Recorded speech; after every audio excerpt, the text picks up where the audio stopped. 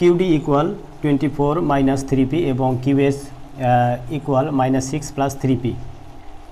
ক নাম্বার চাহিদা ও যোগানের প্রধান নির্ধারকের নাম লেখো। খ নাম্বার কফির দাম কমে গেলে চায়ের চাহিদার পরিবর্তনের বিষয়টি ব্যাখ্যা করো। গ নাম্বার উদ্দীপক থেকে কলমের ভারসাম্য দাম ও পরিমাণ নির্ণয় করো। ঘ সরকার কলমের দাম 4 টাকা নির্ধারণ করে দিলে চিত্রে কলমের চাহিদা ও যোগানের পরিস্থিতি বিশ্লেষণ করো। 3 নং প্রশ্নের উত্তর। 3 নং প্রশ্নের উত্তর। প্রথমে ক নাম্বারের উত্তর আমরা দেই। ক নাম্বার কি চেয়েছে যে চাহিদা ও যোগানের প্রধান নির্ধারকের নাম কি? চাহিদা আর যোগানের প্রধান নির্ধারকের নাম হলো দাম। আমরা ফুল কথাটা লিখব যে ক নাম্বার দিয়ে চাহিদা ও যোগানের প্রধান নির্ধারকের নাম হলো দাম, কারণ দামের কারণে চাহিদা আর যোগান প্রভাবিত হয়। দাম বাড়লে চাহিদা কমে আর দাম কমলে চাহিদা বাড়ে, অন্যদিকে দাম বাড়লে যোগান বাড়ে, দাম কমলে যোগান কমে। কাজেই চাহিদা ও যোগানের প্রধান নির্ধারকের নাম হলো দাম।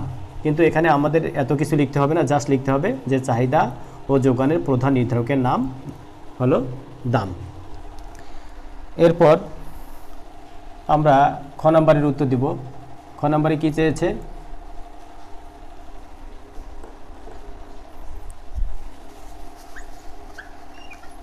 খ নাম্বারে বলেছে যে কফির দাম কমে গেলে চায়ের চাহিদার কি পরিবর্তন হবে।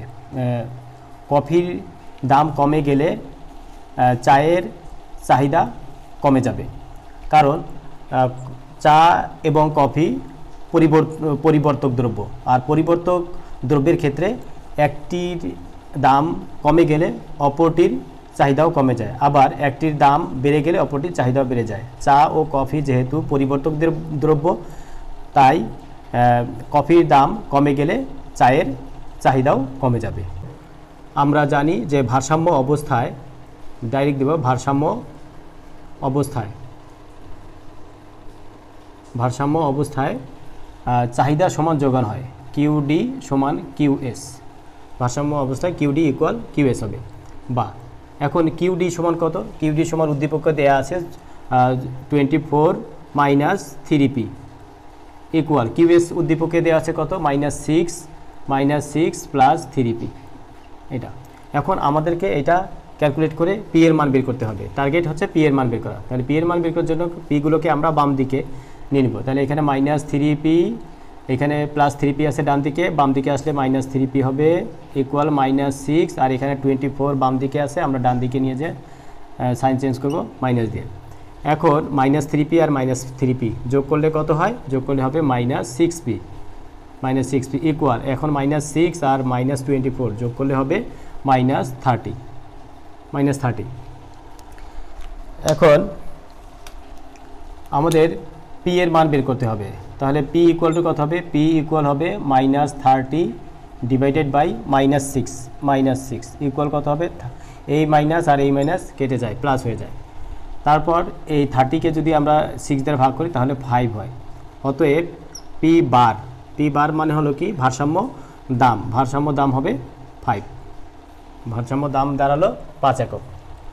এখন এই ভারসাম্য দাম পি এর মান আমরা চাহিদা এবং যোগান অপেক্ষকে বসাবো। মানে আমরা লিখব যে পি সমান, এখন কথাটা লিখব, তাহলে ভালো হয়। অত কিছু লেখা লাগবে না, জাস্ট লিখবে এখন পি সমান 5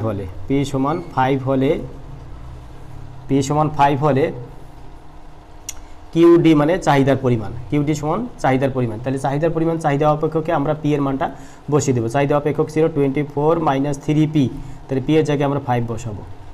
পি এর জায়গায় 5, তাহলে কত হবে? 24 থেকে যদি 3 পাশে 15 বিয়োগ যায় তাহলে হবে 9। এবং কিউএস, এখন যোগান সমীকরণে বা যোগান অপেক্ষকে আমরা এখন পি এর মান বসাবো। এটাতে কি ছিল যে -6 প্লাস 3 ইন্টু 5, পি এর মান 5। তাহলে এখন -6 থেকে যদি 3 5 15 সমান কত হয়? 15 থেকে যদি 6 বিয়োগ দেয় তাহলে 9 হয়। তাহলে আমরা দেখলাম যে দাম 5 টাকা হলে চাহিদা আর যোগান 9 একক করে হয়ে গেল।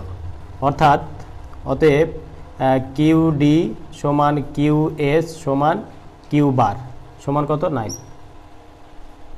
বা আমরা লিখব যে যেহেতু এইভাবে লিখলেই হবে, সমস্যা নেই, যে চাহিদা সমান যোগান সমান ভারসাম্য পরিমাণ সমান কত 9। তাহলে আমরা ভারসাম্য পরিমাণ কত পেলাম 9 একক। এটাই তাহলে উত্তর লিখে দিতে পারি যে উত্তর অতএব নির্ণেয় ভারসাম্য দাম সমান 5 একক এবং কিউ বার সমান কত 9 একক। শেষ। গ নাম্বার উত্তর এই পর্যন্ত আমরা পেয়ে গেলাম। এখন ঘ নাম্বার উত্তরে কি, ঘ নাম্বার চেয়েছে যে সরকার কলমের দাম 4 টাকা নির্ধারণ করে দিলে চিত্রে কলমের চাহিদা ও যোগানের পরিস্থিতি বিশ্লেষণ করো। এটা বিশ্লেষণ করার জন্য আমাদেরকে এখানে জায়গা আছে, এখানেও লিখতে পারি। আমরা দেখি এখন ঘ নাম্বার উত্তর। ঘ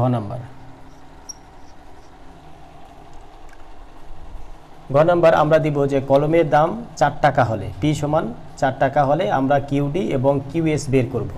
দেখি কি হয়, যে পি সমান 4 একক হলে 4 হলে তাহলে কিউডি সমান কত হবে, কিউডি সমান কত হবে 24 মাইনাস 3 ইন্টু 4 সমান কত হবে 3 4 12, 24 থেকে 12 বিয়োগ করলে 12 হয়। এবং কিউএস সমান কত হবে -6 প্লাস 3 ইন্টু 4, তাহলে 3 4 12, 12 থেকে যদি 6 বিয়োগ করি তাহলে কত হবে 6। তাহলে আমরা দেখতে পাচ্ছি যে পি সমান 4 একক হলে চাহিদা 12 একক আর যোগান হয় 6 একক। অতএব পি সমান 4 হলে আমরা দেখতে পাচ্ছি যে কিউডি গ্রেটার দেন কিউএস হয়। সুতরাং আমরা এখন এখানে কি পাবো, ঘাটতি পাবো। সুতরাং ঘাটতির পরিমাণ বা ঘাটতি সমান 12 মাইনাস 6 ইকুয়াল টু কত একক 6 একক। আচ্ছা, ভারসাম্য দাম 5 একক ছিল, এখন যখন সরকার 4 একক যদি নির্ধারণ করে দেয় তাহলে চাহিদা বেড়ে যাবে, যোগান কমে যাবে, বাজারে কি দেখা দিবে, ঘাটতি দেখা দিবে। এই জন্য বাজারের ভারসাম্য বিনষ্ট হবে। এখন চিত্রের মাধ্যমে যদি আমরা দেখাই তাহলে দেখি, এই যে চিত্রে ভূমি অক্ষে আমরা কলমের পরিমাণ অর্থাৎ চাহিদার যোগানের পরিমাণ আর লম্ব অক্ষে আমরা দাম নির্দেশ করলাম। এখন এই রেখাটা হলো কলমের চাহিদা রেখা আর এটা হলো কলমের যোগান রেখা। এখন ভারসাম্য বিন্দু হলো ই।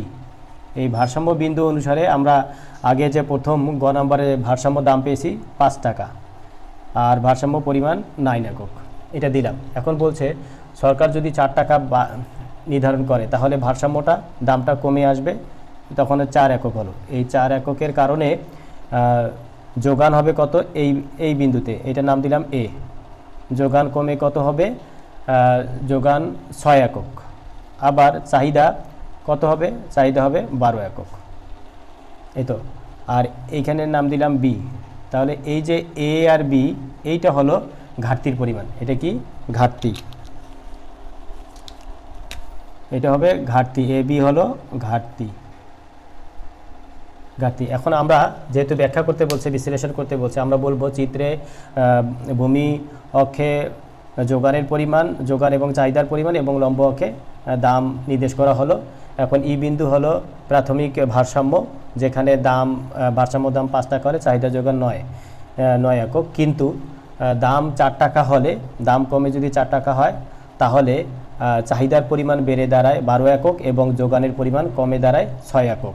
এর ফলে বাজারে এবি পরিমাণ ঘাটতি দেখা দিবে। এবি সমান হবে 12 মাইনাস 6 সমান 6 একক।